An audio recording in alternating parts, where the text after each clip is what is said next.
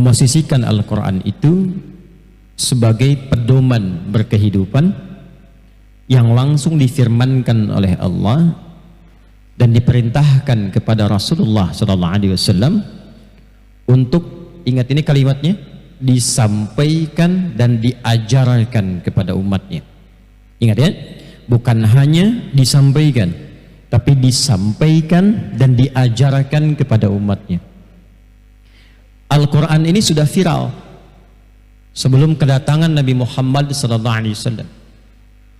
Itu sudah viral tentang berita kedatangan Nabi-nya dan berita tentang ayat-ayat yang akan dibawa dan diajarkan oleh beliau.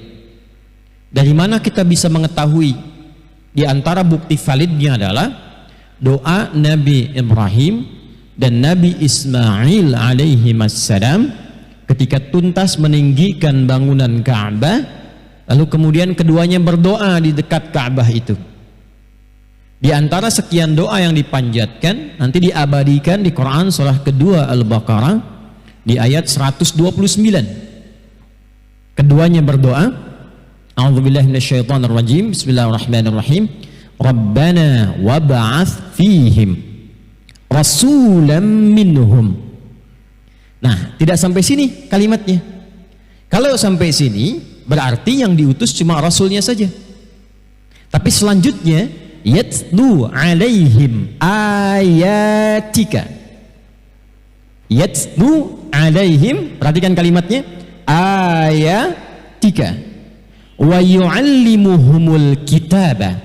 Wa yu'allim, mengajarkan. Wa yu'allim, kalimatnya ingat ya. Wa yu'allimuhumul kitaba wal hikmah wa yuzakkihim innaka antal azizul hakim. Saya tadi ulang-ulang ingin menegaskan, bukan tidak hafal, tapi ingin menegaskan kalimat yang saya garis bawahi. Perhatikan kalimatnya, Rabbana wab'ats fihim. Ya Allah, Tuhan yang merawat kami, yang menjanjikan memenuhi seluruh kebutuhan kami, yang memperhatikan kami. Karena Rabb itu punya makna rububiyah. Rububiyah itu diantara maknanya nanti ada makna perawatan, pendidikan, pemenuhan kebutuhan, perhatian. Ya, itu kalimat pertama yang diperkenalkan oleh Allah sejak kita ada dalam kandungan usia 4 bulan roh ditiupkan. Itu di Al-A'raf ayat 172. Wa idh akhadha rabbuka min bani adama min zuhurihim dzurriyyatahum wa ashhadahum ala anfusihim alastu bi rabbikum qalu bala syahidna. Di Rabb itu kalimat pertama, kata Allah, apakah engkau komitmen akan menjadikan aku sebagai Tuhan yang nanti akan merawatmu, memberikan kebutuhanmu, memaafkan kalau salah, mengampuni kalau berbuat dosa, menunjukkan jalan-jalan kebaikan. Lalu kita katakan, ya Allah, kami bersaksi, kami bersyahadat. Bala syahidna an taqulu yaumal qiyamati inna kunna an hadza ghafilin. Maka dengan kalimat itulah kita sering memohon, karena telah terjadi komitmen di antara kita. Kalau kita menuhankan Allah, kita menyembah Allah, nanti hak kita minta apapun sepanjang itu baik dan bermaslahat, Allah berjanji mengabulkan. Karena itu fikih doa itu begitu, kalau kita memohon itu pasti dikabulkan sepanjang permohonan itu ada maslahat untuk kehidupan kita. Itu ada di Quran surah kedua nanti ayat 186. Wa idza sa'alaka ibadi anni fa inni qarib ujibu da'watad da'i idza da'an. Kalau hambaku kapanpun berdoa, sepanjang isi doanya baik dan ada maslahat untuknya, kata Allah, aku kabulkan. Kalau dia belum siap sekarang, nanti tunda sejenak, aku berikan. Kalau tak cocok di dunia, aku berikan di akhirat. Sifat doa itu pasti dikabulkan. Tapi kapan itu dikabulkan? Falyastajibuli. Maka komitmen yang telah kita bangun dengan Allah dalam bersyahadat itu praktekan. Kalau benar menuhankan Allah, menuhankan dengan sempurna, minta kepadanya, penuhi haknya, tunaikan kewajiban kita, diminta salat, diminta jujur, diminta bakti pada orang tua, bakti, dikatakan jangan riba, dikatakan misalnya bangun hubungan baik, dikatakan jangan berselisih. Kalau ini diikuti kita minta, pasti dijawab. Hanya maksiat yang menghambat doa itu. Hanya maksiat. Ini gelas nih. Ya. Ini ada tutupnya.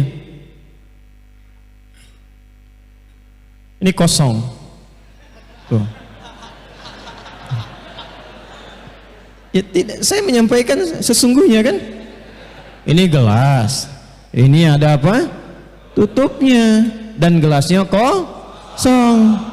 Betul tidak? Salah apa saya? Ya kan? Ada susunya, ada kopinya, ada tehnya. Jadi gelasnya kalau kosong kan bisa diisi apapun. Ini yang mau saya sampaikan. Saya tidak minta susu malam ini. Saya tidak minta teh. Saya ingin katakan gelasnya kalau kosong bisa diisi apapun. Ini spidol dimasukkan masuk. Tisu dimasukkan masuk, air dimasukkan masuk. Yang jadi masalah adalah ketika gelas yang ditutup begini. Tuh, belum saya terangkan bayi sudah ada yang nangis tuh. Sedih. Gelasnya ditutup begini. Ketika gelasnya ditutup, apakah spidolnya masih bisa masuk? Kita memang mencoba memasukkan ini, tapi berbalik tak masuk. Bukan kita tidak mau masukkan, kita masukkan cuman nggak masuk. Dimasukkan pakai tisu nggak masuk, bukan tidak memasukkan, dimasukkan nggak masuk. Itulah maksiat. Jika maksiat sudah dikerjakan yang haram masuk dalam tubuh seseorang, saya tidak ingin mengatakan masuk tubuh kita, karena tipikal orang beriman, imannya tak akan bersatu dengan maksiat. Kalau seseorang mengerjakan maksiat masuk ke dalam dirinya, itu yang menjadi sekat. Bukan Allah tidak mengabulkan, dikabulkan tapi nggak masuk, balik, karena ada penghalangnya. ثم ذكر الرجل يطيل السفر أشعث أغبارا يمد يديه إلى السماء فقال يا رب يا رب فقال رسول الله صلى الله عليه وسلم أن يستجاب لذلك فمطعمه حرام مشربه حرام ملبسه حرام وغذي بحرام. Nabi mengisahkan tentang seorang lelaki menempuh perjalanan jauh yang diniatkan untuk ibadah itu mengabulkan doa. Mengabulkan doa, ingat, 2 kali lebih cepat dibandingkan dengan orang diam. Anda datang ke sini dengan niatnya betul-betul untuk ibadah. Anda datang ke sini niatnya untuk salat. Anda datang ke sini niatnya untuk menuntut ilmu, tidak ada yang lain. Bukan nyambi. Akhi, ketemuan yuk. Di mana? Di Masjid Ad-Du'a saja sambil ta'lim. Sambil ta'lim. Agendanya ketemuan, ya, ta'limnya nyambi. Nah, yang dimaksud bukan ini, yang dimaksud murni ta'lim, yang dimaksud murni untuk ta'allum, yang dimaksud murni untuk ibadah.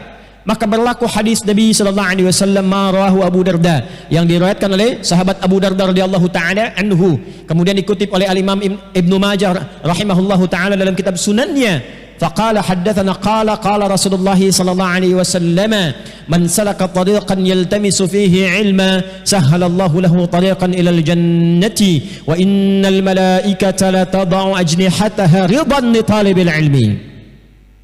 Kalau ada orang menempuh perjalanan sekalipun di jalannya berliku, tariq itu beda dengan syariah.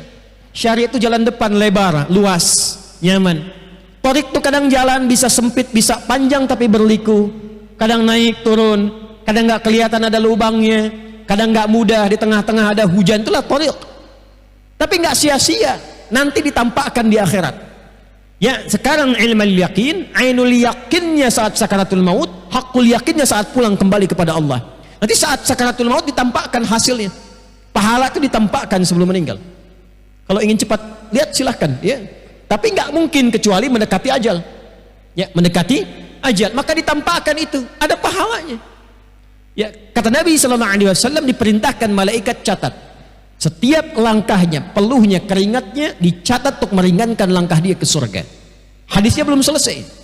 Dan setiap malaikat diperintahkan membentangkan sayapnya, memberikan ridha kepada penuntut ilmu itu sejak dia keluar dari rumahnya, dari kantornya, dari jalannya.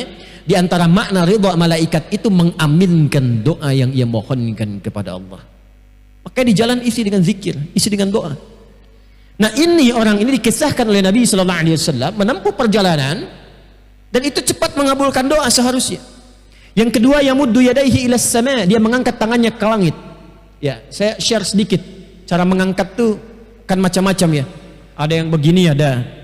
Nanti ada yang satu telunjuk yang khatib Jumat begini ada. Ya kan? Nah, kalau kita berdoa biasa itu salah satunya bisa, ini karena saya pegang mic bisa. Adik bangun sebentar. Ya, pegangkan sedikit. Nah, kurang lebih seperti ini ya. Nah, kelihatan? Belum saya mulai, belum diapa-apakan. Bagaimana bisa kelihatan? Anda luar biasa, belum saya mulai udah kelihatan. Imannya kuat sekali nih. Nah, ini ya, ini tangan nih. Ya, ini depan, kanan kiri kelihatan ini. Baik ya. Nah, seperti ini. Ini disatukan begini. Ya, paling gampangnya begini. Ini kan ada garis-garis nih di kanan kita nih. Kiri ada garis-garis. Kalau saya kebiasaannya menyatukannya pas tuh ketemu garisnya. Tarik ke sini. Sini. Jelas?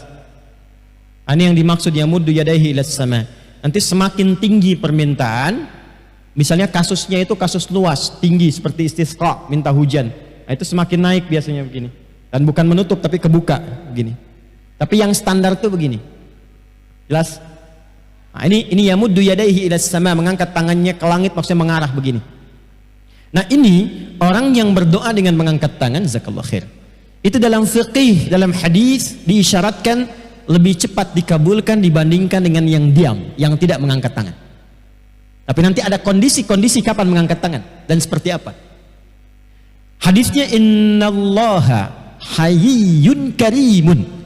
Ada seorang berkonsultasi pada Nabi sallallahu alaihi wasallam, ya Rasulullah, bagaimana kalau saya berdoa mengangkat tangan? Kata Nabi, bagaimana kalau ada orang meminta kepadamu dengan menjulurkan tangannya? Begini, tolong Pak, tolong. Kata orang itu, ya Rasulullah, saya malu kalau saya nggak kasih. Maka Allah lebih peka dan sangat merasa malu kalau ada hambanya menengadahkan tangannya dan tidak mengabulkan. Sepanjang itu baik dan bermaslahat. Ketiga, dengan al-asma'ul husna. Al-asma'ul husna, orang itu berkata, ya Rabb, ya Rabb. Berdoa dengan al-asma'ul husna, diawali dengan al-asma'ul husna, menyebut namanya sesuai dengan kebutuhan kita. Allah punya beragam nama yang dikenal dengan al-asma'ul husna, bukan sekedar untuk dihafalkan, tapi nama-nama itu mencakup semua kebutuhan kita dan kita bacakan sesuai kebutuhan. Misal, memohon rizki, ya Allah ya Razzaq. Memohon ilmu, ya Allah ya Alim. Memohon diberikan kekuatan dan kesabaran atas musibah, ya Allah ya Sabar. Dimohon diberikan solusi dari persoalan yang menjangkiti, ya Allah ya Al-Fattah. Di semua jenis masalah kita, solusinya minta pada Allah dengan nama itu. Dalilnya Quran surah ke-17 di ayat 110 itu. Ya, Allah berfirman, "Qul ud'ullaha aw ud'ur rahman, ayyamma tad'u falahul asmaul husna." Kalau Anda punya masalah, kata Allah, hambaku, kalau engkau punya masalah, minta sebut namaku Allah. Atau minta Ar-Rahman, atau pilih nama dari al-asmaul husna sesuai dengan kebutuhanmu. Gak harus kita minta semua. Ya, sebut salah satu nama yang sesuai dengan kebutuhan kita.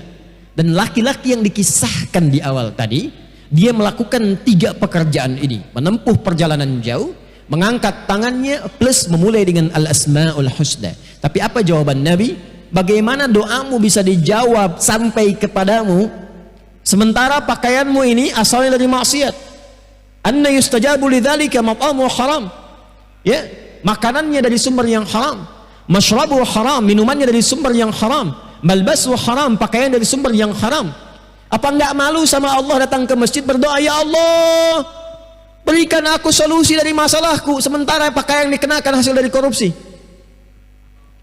Ya Allah, berikan aku hidayah, sementara di handphonenya terkumpul gambar-gambar yang tak pantas, video-video yang tidak layak dilihat. Apa enggak malu Anda sholat memasukkan handphone ke dalam saku, di dalamnya penuh dengan gambar maksiat? Bagaimana bisa dijawab doanya? Bagaimana bisa khusyuk sholatnya? Apa enggak malu datang kemudian kepada Allah menggunakan kendaraan hasil dari yang dilarang? Itu yang kemudian menghambat keberkahan itu datang. Itu yang menjadikan nafsu berpetualang. Itu yang menjadikan enggak pernah cukup. Dapat uang enggak cukup, punya sepeda pengen motor, punya motor pengen mobil, punya mobil pengen pesawat, harta masih banyak pengen ini, pengen itu, enggak ada yang kepake. Kalau dinikmati dengan cara yang benar, dirasakan, ada kemuliaan didapatkan, ada keberkahan dirasakan, itu yang manfaat. Tapi hati-hati, Kalau di lemari Anda pulang dari sini dicek banyak pakaian dan bahkan belum pernah digunakan untuk ibadah. Yang ini belum pernah dipakai sholat sudah pengen pakai pakaian yang lain. Itu motor yang di luar banyak itu sudah pernah belum dipakai ke masjid?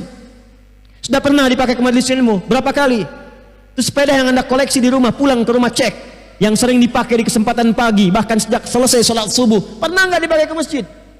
Jangan-jangan ke masjidnya jalan kaki, sepedanya pakai sepeda. Halo? Hah? Kan dihisab. Kan dihisab. Ya tidak salah, cuma dihisab. Ini yang menghambat. Maka seperti itu. Ini gelas kosong tertutup. Kata Nabi, "Anda yustajabu lidzalik," bukan gak dijawab. Dikasih mental. Maka buka dulu ini maksiatnya. Buka dulu. Kalau dibuka baru masuk lagi. Maka Nabi diutus untuk mengajarkan kepada kita bagaimana membuka semua sekat-sekat itu.